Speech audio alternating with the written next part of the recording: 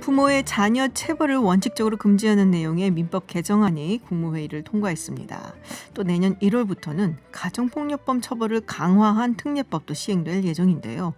작년 한 해 전국적으로 3만여 건의 아동학대가 발생했고 또 이런 학대 피해 아동 발견율이 선진국과 비교했을 때 절반에도 못 미친다고 합니다. 법 개정도 반길 일인데요. 학대 아이들을 담당하고 찾아낼 인력 확충이 더 시급하지 않나 싶습니다. 트럼프 대통령이 간이 검사로 코로나 음성 판정을 받았다고 하는데요. 마스크도 안 쓰고 유세 현장을 다니고 있습니다. 과연 재선에 도움이 될지 김동석의 워싱턴 24시에서 짚어보겠습니다. 10월 13일 김지윤의 이브닝쇼 시작합니다. 서울타임즈 시간입니다. 오마이뉴스 박정호 기자 그리고 프레시안 곽재훈 기자와 함께합니다. 어서 오세요. 안녕하십니까? 안녕하세요. 네, 유튜브 TBS FM으로 들어오시면 보이는 라디오로도 함께하실 수 있습니다. 자, 2차 한국판 뉴딜 전략회의가 청와대에서 열렸습니다. 근데 전국 시도지사들이 함께했어요? 네, 오늘 청와대에서는 문재인 대통령 주재로 전국 17개 시도단체장들이 함께한 가운데 이 네. 2차 한국판 뉴딜 전략회의가 열렸는데요. 문 대통령은 이 자리에서 튼튼한 안전망과 디지털 뉴딜, 그린 뉴딜에 더해 한국판 뉴딜의 기본 정신으로 지역 균형 뉴딜을 추가하고자 한다면서 이 지역 균형 발전에 대한 의지를 강조했습니다. 이 지난달 3일은 당정청과 금융권 인사들과 함께 뉴딜 전략회의를 개최한 데 이어서 40일 만에 이제 전국 시도단체장들과 한자리에 모여서 2차 회의를 연 거는 이 핵심 국정과제인 국가 균형 발전과 이 한국판 뉴딜 이 시너지 효과를 모색하겠다 이런 뜻으로 풀이가 됐습니다. 근데 이게 전국 시도지사라고 한다면은 우리가 뭐 이재명 지사도 있을 거고요. 김경수 지사도 있고 뭐 원희룡 지사도 있고 지금 이런 분들이 대체로 지금 대선 주자로 언급되는 분들이잖아요. 네. 거의 뭐 대선 공약 발표장 같았다는 얘기가 있는데 분위기가 어땠길래? 약간 뭐 그런 느낌이 들었습니다. PPT 자료를 준비해가지고 그 앞에서 발표를 했는데요. 네네.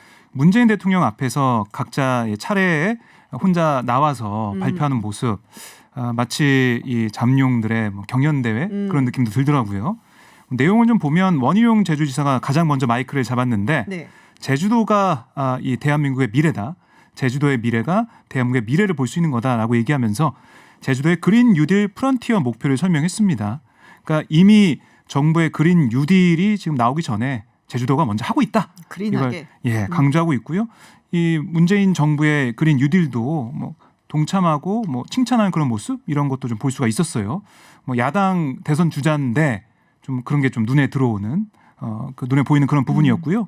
이재명 경기지사 같은 경우는 지금 보면 자신이 그동안 해왔던 그러니까 공공 배달앱 시범 사업 그 좀 소개하고 경기도 지역 화폐 정책 언급하면서 이걸 나의 뭐 성과를 강조하면서 뭔가 주목받을 수 있는 그런 모습을 보인 게 아니냐 좀 해석이 좀 나오고 있고 김경수 경남지사는 이게 중앙정부 주도에서 한국판 뉴딜은 지역 주도로 바뀌어야 된다 이런 얘기를 했고요. 그러니까 권역별 광역 대중교통망을 비수도권에 만들어야 지역 균형 뉴딜이 성공할 수 있고 이런 지역의 여러 가지 어려움들 특히 이제 경남은 약간 좀 남쪽에 있으니까 경기도와 좀 다른 부분도 있잖아요. 여러 가지 광역 교통망이나 이런 부분에 있어서 이런 것들 SOC가 좀 필요하다 이런 강조점을 드러냈습니다. 잠룡인지는 모르겠습니다만 최문순 지사 발표는 상당히 눈길이 네네. 갔는데요. 네. 오늘은 감자가 아니라 액체 수소를 팔러 왔다 이렇게 얘기하면서 감자를 요즘에 많이 팔고 앞으로 있어서 강원도를 대표하는 건 감자가 아니라 수소가 될 거다 이런 얘기도 했습니다. 아. 유세장 같은 그런 느낌이 좀 드네요. 네, 최문순 지사를 제가 깜빡했네요. 네, 그리고 이제 국감 이야기를 좀 해보겠습니다. 국방위 병무청 국감이 또 눈길을 끌었다는 얘기가 있습니다. 여기서 이제 가수 유승준 씨의 입국 이야기 이게 나왔다 그래요? 네, 모종화 병무청장이 국민의힘 이채희 의원의 질문에 이렇게 답했는데요. 직접 들어보시죠. 우리 병무청은 유승준 씨의 이 논리 또 그 법적 조치에 대해서 어떻게 지금 생각하고 있습니까? 저는 우선 유승진이라는 용어를 쓰고 싶지 않습니다. 스티브 유라고 생각하고 있습니다. 왜 그러냐면은 스티브 유는 한국 사람이 아니고 미국 사람입니다. 2002년도에 병역 의무를 부여했음에도 불구하고 국외 여행 허가를 가서 일주일 만에 미국 시민권을 획득을 해서 병역을 면탈한 사람입니다.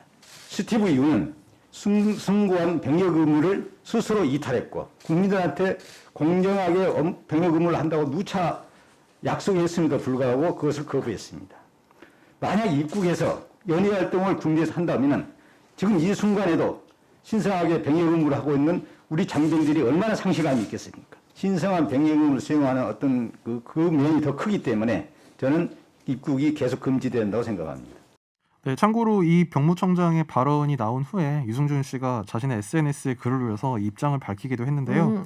이 유 씨는 그 한국에서 데뷔할 때 이미 가족과 함께 미국 이민을 가서 영주권자였다면서 2002년 당시 군대에 가겠다는 약속을 지키지 못하고 실망감을 드린 점은 지금도 죄송하게 생각하지만 이 문제를 가지고 무기한 입국 금지 조치를 하고 18년 7개월이 지난 지금도 계속 입국을 거부하는 것은 형평에 맞지 않다. 이렇게 억울함을 표시했습니다. 네, 또 뭐 병역이 남성분들한테 상당히 네. 또 민감한 문제이기 때문에. 그러니까 지금 이 유 씨가 얘기했듯이 2002년 당시 군대 가겠다는 약속을 지키지 못하고 이 부분이 중요한 거예요. 어떻게 보면. 사실은 그게 있어요. 유승준 씨가 그 전에 꼭 해병대 간다 그랬거든요. 그러니까 이 기억들 하실지 국민들은 모르겠는데 계속 믿고 있었는데 네. 갑자기 워낙에 이 강경하게 출국한 자기가 다음에 간다고 했다가 이제 뒤집은 게 돼서 네. 지금 이제 그런 게 조금 있기는 했죠. 예, 그 유승준 씨가 오늘 그래서 그 부분을 그 입장문에서 얘기를 하기도 했는데요. 영주권자가 시민권을 취득한 것 자체는 위법이 아니다라면서 자신이 마음을 바꾼 게 위법한 거냐 아니면 약속을 지키지 못한 게 위법한 일이냐 그러니까 한마디로 불법은 아니지 않냐 이런 얘기를 했습니다. 배심죄 정도로 우리가 정리를 하도록 하죠. 네, 그리고 병역하면 또 요새 BTS 이야기가 많잖아요. 정치인들 입에 많이 오르내리고 네. 오히려 뭐 BTS나 빅히트 그리고 뭐 아미 측에서는 별 얘기도 없고 하지 말아달라라는 얘기가 있는데 어떻게 했습니까? 그러니까 오늘 이 문제가 나왔어요. 그래서 모종화 병무청장이 네. 입영을 연기할 수 있는 연령 그 상한선까지 고려하고 있다라고 얘기했거든요. 이게 상한선이 만 30세입니다. 그 만 30세? 지금 보면 BTS 멤버 중에 맏형 그 진이 1992년생이에요. 네네. 만 28세죠. 아하. 입대 시가 가장 가까워졌는데요. 이 병역법 개정안이 만약에 그러니까 대중문화예술 우수자에 대한 입영 연기를 할 수 있는 그게 개정안이 통과가 되면 BTS 멤버들은 병역 특례는 인정되지 않지만 징진 및 그 소집 연기는 가능합니다. 30세까지. 그러니까 진 같은 경우는 앞으로 2년 정도 더 네네. 활동할 수 있는 그런 부분이 될 텐데요. 이게 개정안이 통과될지 좀 봐야 될 것으로 보이고요. 이 모 청장이 얘기한 건 특히 중요한 게 이게 공정성 문제가 불거질 수 있어요. 사실 여러 가지 의견도 있고 생각이 있기 때문에 추천 기준에 대해서 국민적인 공감대가 있어야 한다라고 얘기를 그걸 했고요. 어떻게 재요? 그래서 가장 높은 수준의 엄격한 추천 기준을 만들겠다라고 말을 했습니다. 앞으로 만들어야겠죠. 빌보드 지금 뭐 1위? 뭐 올림픽에서 뭐 메달 딴 거, 네. 아시안 게임 1위 뭐 여러 가지 게 네네. 있는데 그리고 여러 이제 공연 이 대회에서 우승한 뭐 이런 것들 그런 게 있는데요. 대중 문화도 아마 만들어야겠죠. 지금 보면 BTS 같은 경우는 이 빌보드 차트 핫 100 네. 1위를 했고 이번에 세비지 러브가 리믹스 버전이 1위를 또 차지했어요. 2위가 다이너마이트였고 네네. 이런 것들 이게 뭐 전체적으로 보면 이 빌보드 역사상 듀오와 팀을 포함해서 5팀밖에 안 나왔거든요. 이런 것들, 그러니까 이런 게 포함이 돼서 평가받을 수 있을지 이게 관심사인데요. 어쨌든 뭐 많은 관심과 그리고 입영 연기가 가능할지에 대한 여러 가지 뭐 법안도 나오고 있고 하기 때문에요.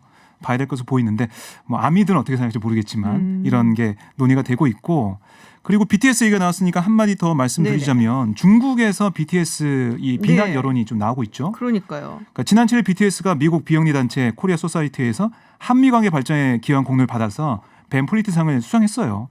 거기서 이 리더 RM이 수상 소감에서 올해는 한국전쟁 70주년으로 우리는 양국이 함께 겪었던 고난의 역사, 많은 남성과 여성의 희생을 기억해야 된다라고 말을 했는데 네. 이를 두고 이게 중국 황구시보, 그러니까 민족주의 성이 강하잖아요. 아이 뭐 기관지죠. 네, 여기서 뭐 중국 누리꾼이 분노를 하고 있다 이렇게 보도를 했어요. 네. 그래서 뭐 이 국가 존엄을 건드리면 용서 못한다. BTS가 항미 원조의 역사를 잘 알지 못한 채 전쟁에서 희생된 중국 군인을 존중하지 않고 모욕하고 있다. 이런 중국 누리꾼들의 반응을 소개하면서 이게 좀 부각이 됐습니다. 뭐 그래서 이 지금 보면은 중국 외교부 대변인 자오 리젠이 정례브리핑에서 뭐 이거는 우리가 평화를 아끼고 우호를 촉진하는 건 우리가 공동으로 추구하는 공동으로 노력할 가치가 있는 거다라고 말하면서 약간 좀 진화하는 모습을 보였거든요. 근데 오늘 또 속보로 들어온 얘기를 보니까 중국에서 BTS 핸드폰 케이스를 하고 있는 네네. 사람이 폭행당했다 이런 어머. 얘기 좀 나오고 있어요.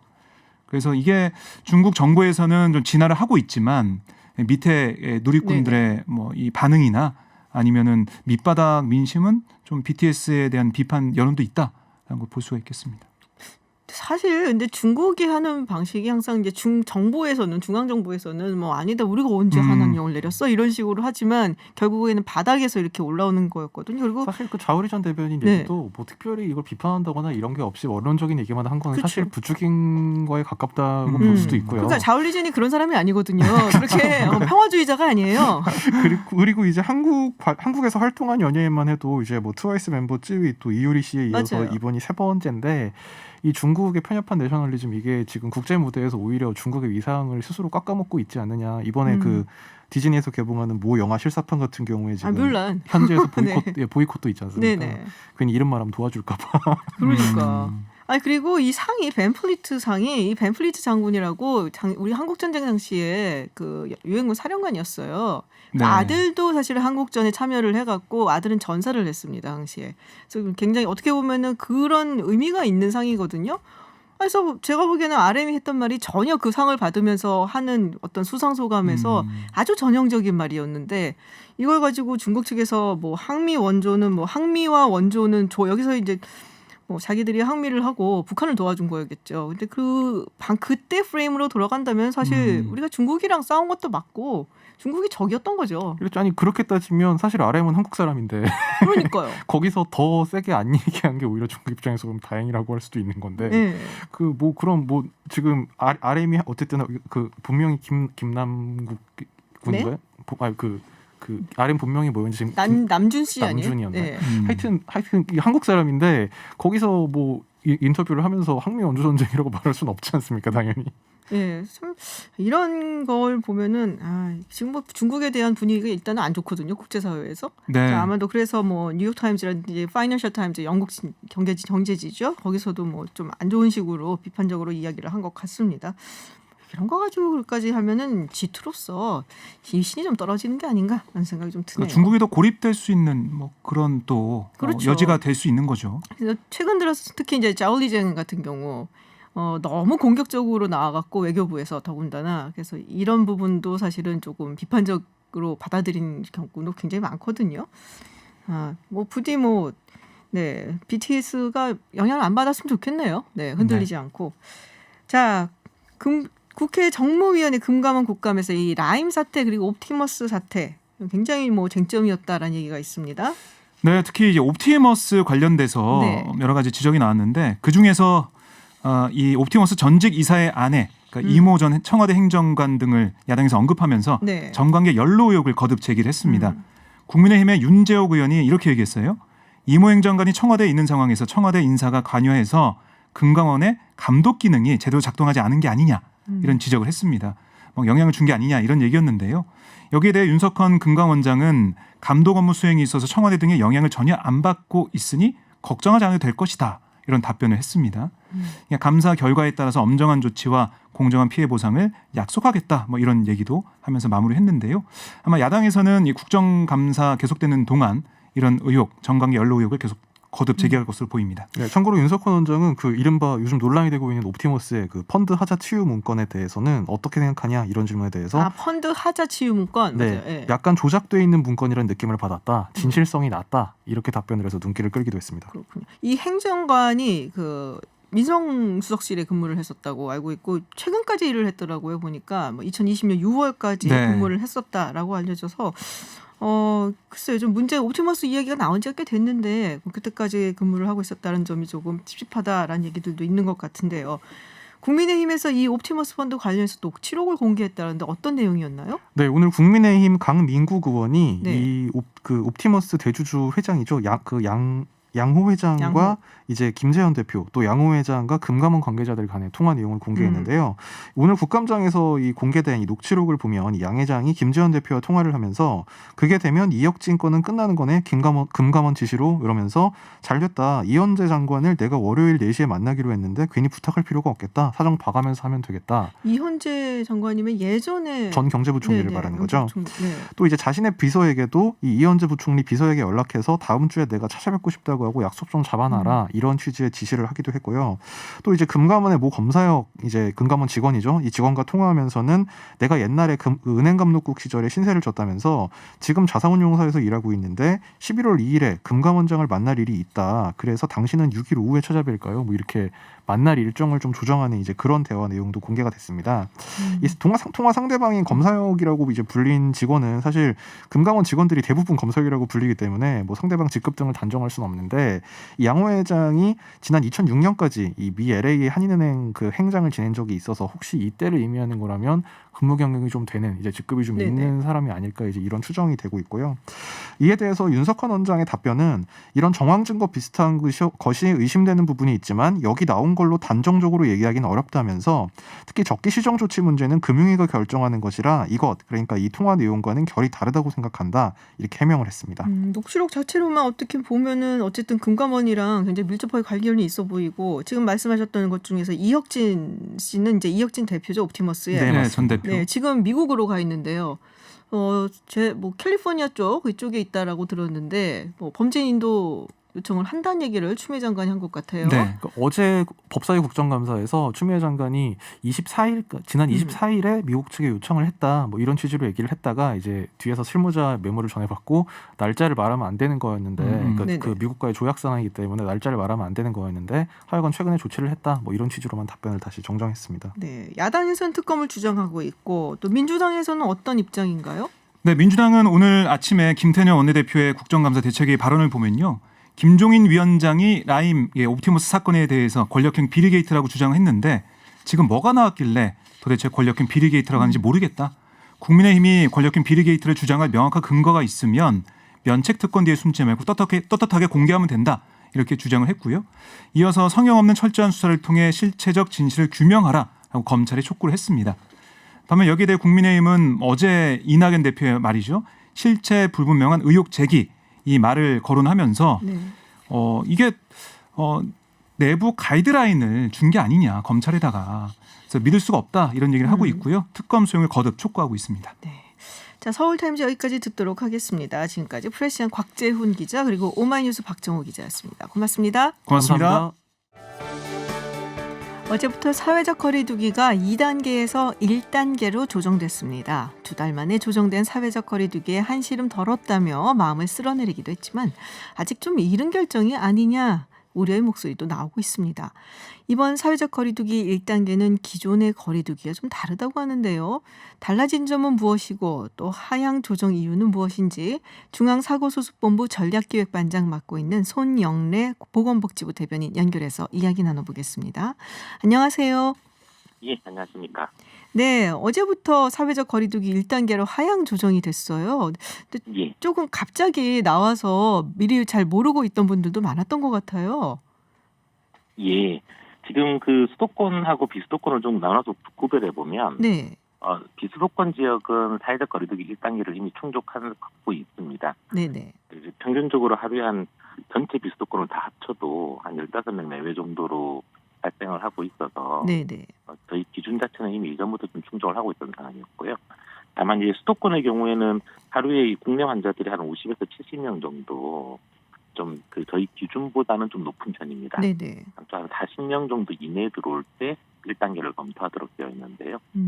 이제 다만 한 두 가지 요인들을 좀 중요하게 찾아봤는데 우선 첫 번째는 저희가 의료의 대응 능력이 좀 올라가 있는 상태입니다. 중환자실을 좀 많이 확충을 그간 해왔기 때문에 네. 현재 저희가 중환자실을 보유하고 있는 게 한 130개 정도 여유분을 가지고 있고 이 정도면 사실은 매일 100명 이상의 환자가 한 달 정도 발생해도 이 중환자 처리에 있어서는 큰 문제가 안 되는 상황입니다. 아, 그렇군요. 이런 네. 의료체계에 좀 여력이 생긴 문제를 하나 고려했고 좀 다른 걸로는 2단계 거리두기를 지금 수도권은 2달 넘게 하고 있는 중이라서 네.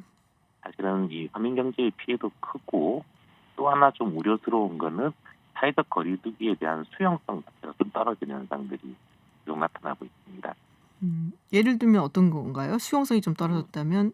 이게 저희가 이동량 측정을 매주마다 하고 있는 네네. 중인데 뭐 대중교통의 이동량이라든지 아니면 좀 주요 유흥지점을 일단 번화가 쪽의 이동량들이 사실은 거리두기 2단계를 들어가기 전에 평년 수준 정도로 좀 회복되는 양상들이 나타나고 있어서 아하. 아무래도 여러 국민들께서 너무 장기화되다 보니까 여기에 대한 좀 피로감 같은 것들이 커졌다라고 판단이 좀 듭니다.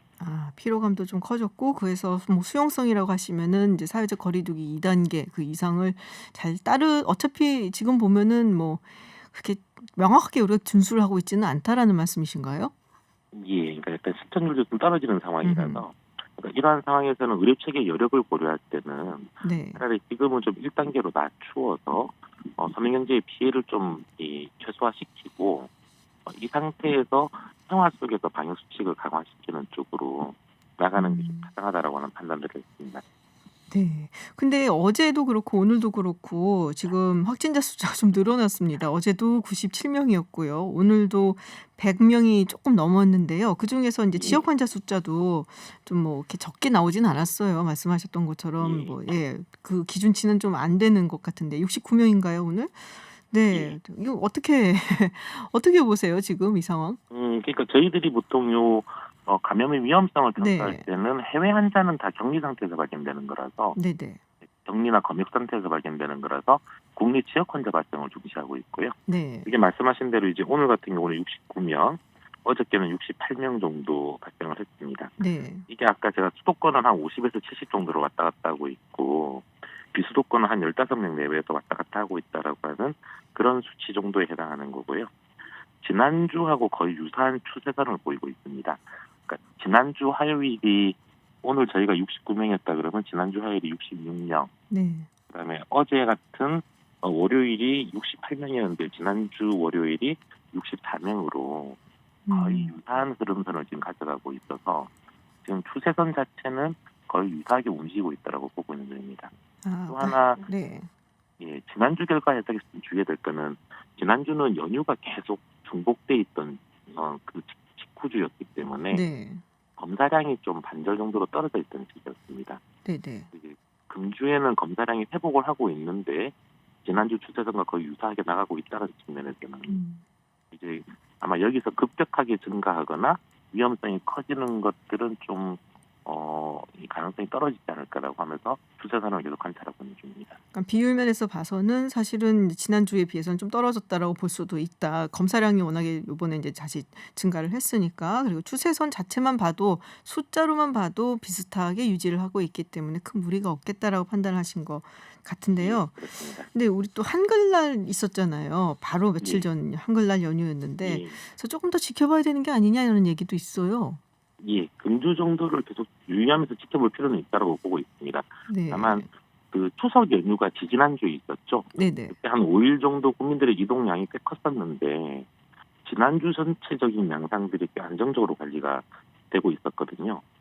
그런 측면에서는 아까 말씀드린 것처럼 제가 좀 우려했던 게 다시 반등하면서 급격하게 올라가는 어떤 그런 추세 흐름들 그런 걸 좀 우려하고 있었는데 그런 부분들이 일단 지난주에도 관찰이 되지 않았고 금주에도 좀 주의 깊게 보긴 봐야겠지만은 현재 상황상은 지금 안정적으로 좀 가고 있는 거 아닌가라고 보고 있는 중입니다. 네.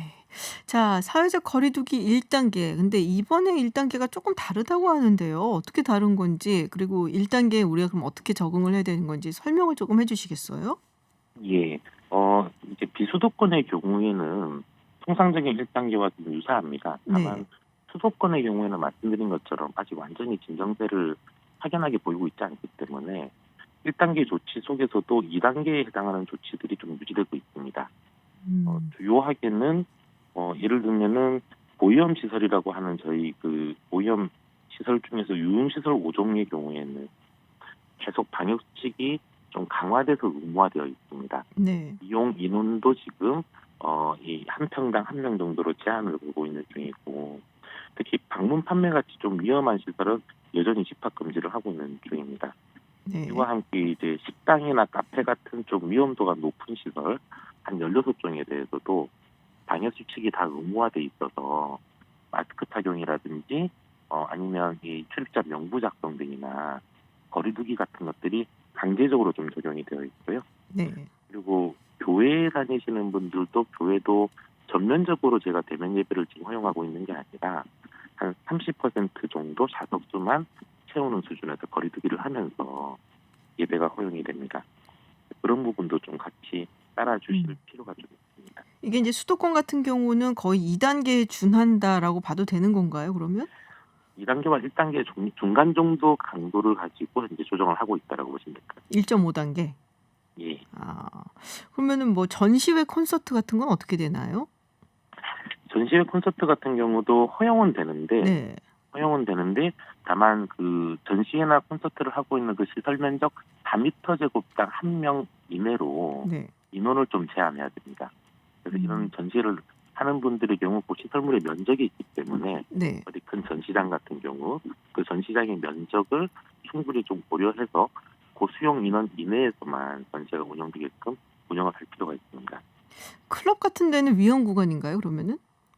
예, 클럽은 여전히 고위험 시설이 네네. 있기 때문에 저희가 허용은 했지만 클럽에 대해서 마스크 착용이나 출입 능부나 환기 소독, 그다음에 이용 인원을 제한하고 중간에 잠깐 브레이크 타임을 가지면서 소독을 하는 규정들이 의무화되어 있는 중이고요. 방역 수칙들에 대해서는 지자체를 중심으로 수도권 쪽은 좀 네. 집중적으로 점검을 하고 있는 상태입니다. 뭐 PC방이라든지 뭐 영화관이라든지 결혼식장이라든지 뭐 이런 데는 그러면은 어떻게 좀 다르잖아요, 약간 여기도. 예, 그런 데들도 다 수도권의 경우에 대해서는 방역수칙 준수가 의무화되어 있는 시설들이고요. 네. PC방의 경우에는 대표적으로 칸막이를 반드시 하거나 네네. 아니면 좌석을 하나씩 띄워서 운영을 해야 됩니다. 음. 영화관의 경우에도 아마 예매를 해보셨으면 아시겠지만 좌석을 한 칸씩 띄워서 지금 예매를 하고 있습니다. 네. 그리고 결혼식장의 경우에도 마스크 착용이나 출입문부 작성 같은 것들이 좀 의무화돼 있어서 좀 다소 불편하게 있지만 결혼식장을 이용할 때 보통 그런 것들이 앞쪽에서 이미 안내를 하고 그렇게 진행이 되고 있는 상태입니다. 네.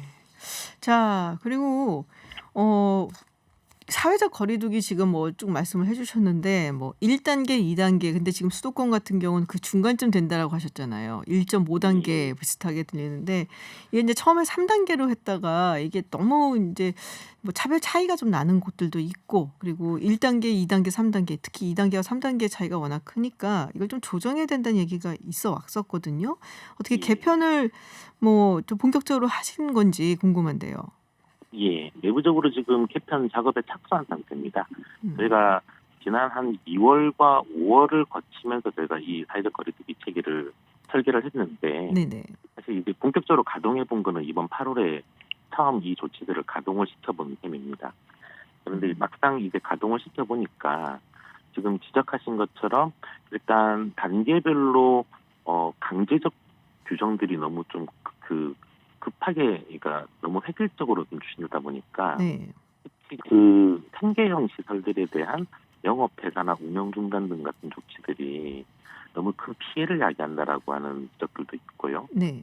그리고 단계마다 그런 급격한 시설들의 폐쇄 조치들이 좀 너무 과도해서 실제 저희가 이번에 추진을 할 때에도 정확하게 단계에 따라 추진을 했다기보단 그 중간 단계라고 할 수 있는 뭐 1.5단계나 2.5단계 같은 중간 절차들을 둘 수밖에 없는 상황들이 있었습니다. 네네. 전체적으로 좀 그렇고 그와 함께 사실은 어차피 이렇게 코로나와 함께 살아가는 시대에서 앞으로도 사회적 거리두기를 계속 좀 조정을 해나가야 될 건데 일부 업종이 일방적으로 좀 획일적으로 문을 닫는 이런 희생들이 좀 여러 논란을 야기하고 있고 또한 방역적인 효과 부분에서도 좀 더 다른 수단을 통해서 그런 효과를 달성할 수 있는 측면도 있을 거라고 지금 보고 있는 중입니다.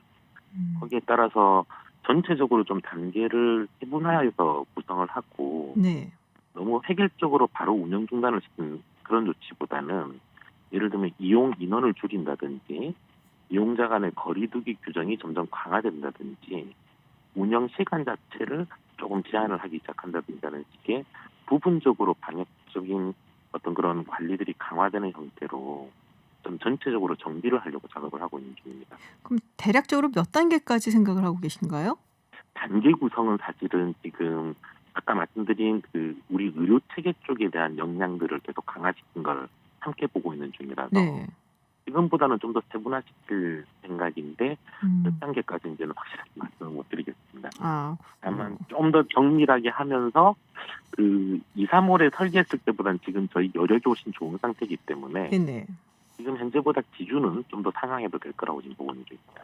왜냐면 이게 이제 단계가 이렇게 좀 어떻게 보면 하나의 지표가 돼서 이렇게 말씀하셨던 것처럼 여러 가지 좀 다양한 그런 방법으로 이거를 뭐 규제도 하고 하겠다고 하셨는데 그러면 헷갈릴 수가 있거든요. 그래 갖고 네. 그래서 그러면 이 단계는 뭐 1.5 단계인데 이거는 되고 저런 거는 안 되고 요런 식으로 자꾸 부가적으로 들어가면 조금 헷갈릴 수도 있지 않을까라는 생각이 들어서 좀 여쭤봤던 거고요. 네. 그리고 이 마스크 착용하는 것이 인제 의무화 됐습니다. 오늘부터. 어기면 과태료도 부과가 되는데 이게 어긴다는 기준이 어떤 건지 그러니까 뭐 어디 카페 같은 데 가고 커피를 마실 때 뭐 마스크를 안 쓰고 있다. 뭐 이런 경우도 어기는 건가요?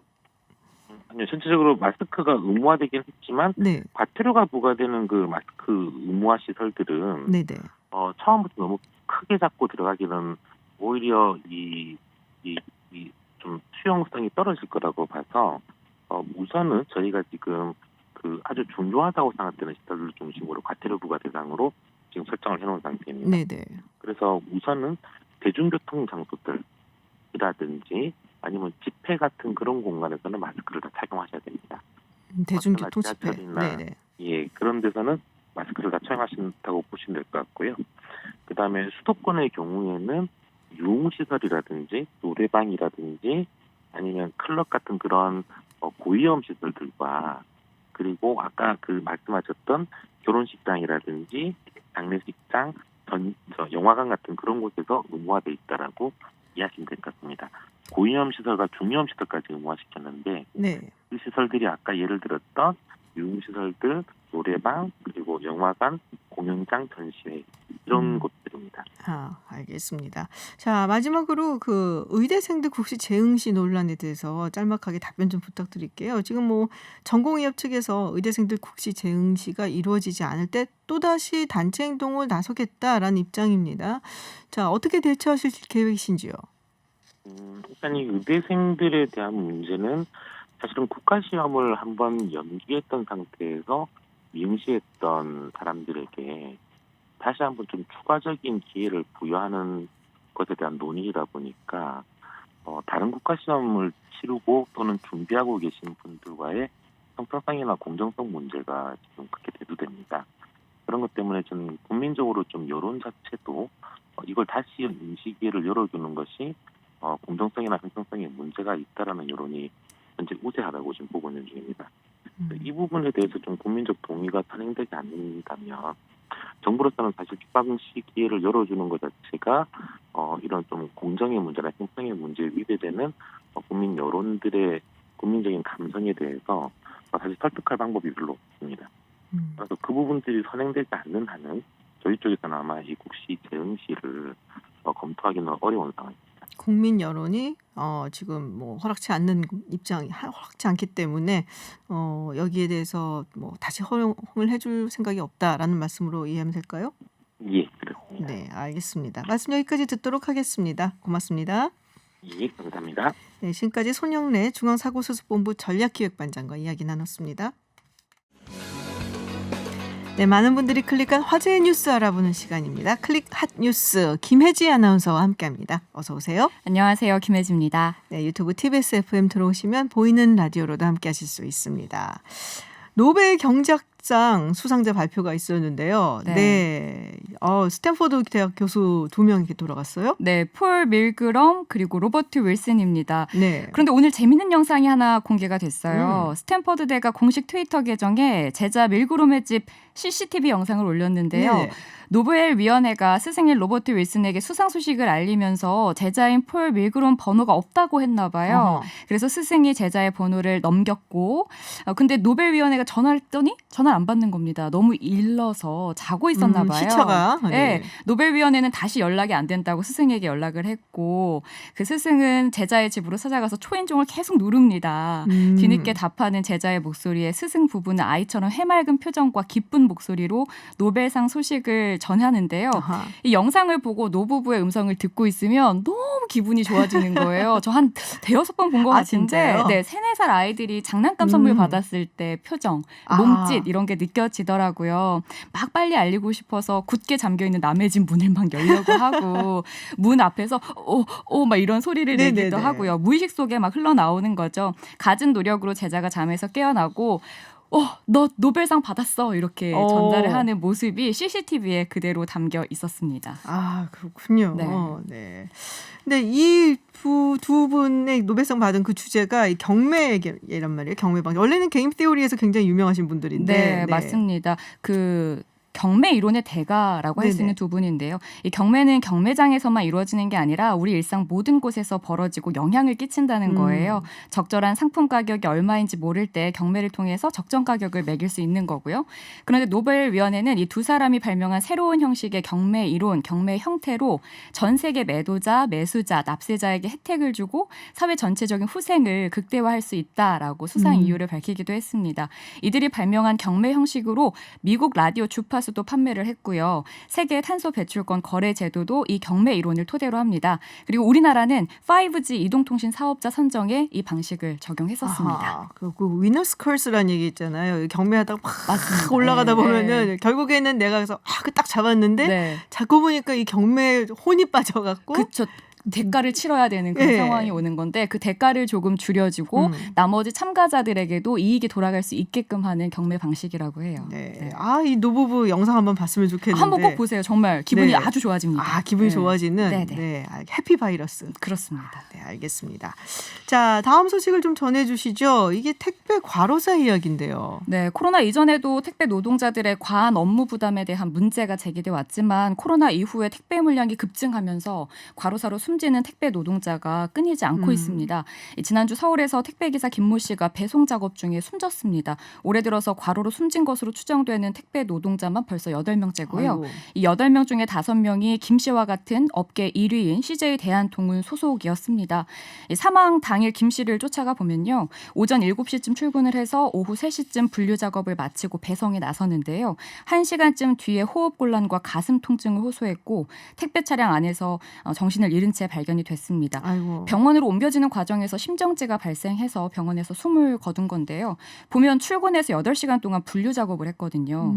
택배 노동자들이 지금 가장 강력하게 요구하는 네, 부분도 제발 좀 분류 작업 좀 안 하게 그렇죠. 해달라잖아요. 여기에 이제 인력을 투입해 달라는 건데 노조는 택배 노동자들이 대가도 없이 하는 분류 작업이 장시간 노동을 초래한다는 입장을 보이고 있고요. 반면에 택배사들은 택배 기사들이 받는 배송 수수료에 이 분류 작업에 대한 대가도 포함되어 있다라고 주장을 하고 있습니다. 이 추석 때 이 부분에 인력 충원을 요청하면서 파업을 예고했다가 정부에서 인력을 충원하겠다 약속하면서 파업은 하지 않았었죠. 네네. 근데 그 충원이 턱없이 부족했고 김 씨가 일하는 곳에는 충원이 아예 없었다고 합니다. 아. 지난해와 비교해서 30% 늘어난 추석의 택배량을 그저 몸으로 막아낼 수밖에 아이고. 없었던 거죠. 근데 이 김 씨 아버지 인터뷰가 기사가 올라왔더라고요. 네, 아들이 생사를 오가고 있는 그 상황에서 전화를 받고 고객들에게 그 상황을 그대로 직접 전해야 했다는 건데요. 네네. 계약 형식상 사장, 그러니까 개인 사업자인 택배기사의 이런 사정을 CJ 대한통운 본사도 그리고 대리점도 고객에게 알릴 책임이 없었습니다. 어디 가서 하소연을 해야 하는지 모르겠다라는 허망한 마음을 표현하기도 했었고 또 하나의 문제로 제기되는 게 지금 김 씨는 업무 중에 목숨을 잃었지만 산업재해로 인정받기 어려운 처지거든요. 아이고, 왜요? 이게 지난달 산재보험에 가입하지 않겠다라는 내용이 담긴 산재보험 적용 제외 신청서를 작성했어요. 근데 이게 본인이 원한 바는 아니었고 네네. 지난달에 대리점 소장이 택배 기사들을 모아놓고 좀 상황상 분위기상 쓸 수밖에 없는 상황을 만들었다는 겁니다. 이 동료들이 주장하기로는. 네네.